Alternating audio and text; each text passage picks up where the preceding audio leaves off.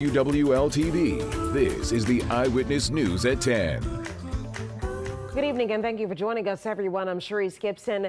An 18-year-old man is in the hospital tonight after Jefferson Parish deputies shot him multiple times. The sheriff's office says the man had led them on a chase, crashed, and then pulled out a gun. Rachel Hanley takes us through what happened. It started at 2 a.m. Deputies showed up to the corner of Avenue E and Orpheum Street and saw a car that had been stolen from New Orleans. A man standing outside of it ran away. Then the car took off. Literally a block from my house. Parish Council member Jennifer Van Vranken lives in the neighborhood. She shared this surveillance video of the car dodging a deputy unit, then driving on. It turned onto Friedrichs Avenue and drove down to Metairie Road.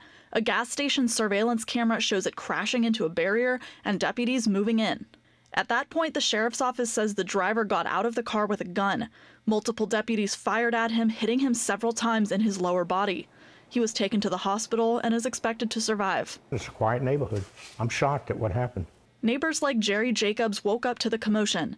He says he moved to Metairie from New Orleans in part to get away from incidents like this. The true thought that I had was I was back living in the city. We do find that the neighborhoods in Old Metairie that border the 17th Street Canal, as well as out at Bucktown that border the 17th Street Canal, we do tend to have people pulling on door handles and kind of attempting some crimes because they think they can flee right back across to New Orleans and across the parish line. What I wish they would get is the message that you're going to get caught. And in many cases, worse. This was just the latest shooting in Jefferson Parish where a deputy was the one who pulled the trigger. In the last 6 months, it's happened at least 6 times. In half of those shootings, the person died. Van Vranken doesn't believe it's an indication of a bigger issue with the department. I trust our sheriff's department implicitly. I trust their training. So if our officers feel like they are about to be in harm's way and need to fire to protect themselves, 100% behind them. At this point, all we have is the deputy's word that that was the case. They do have to wear body cameras, but the footage is rarely made public. The sheriff's office hasn't shared Fridays, saying it's because it's part of an ongoing investigation. Rachel Hanley, Eyewitness News.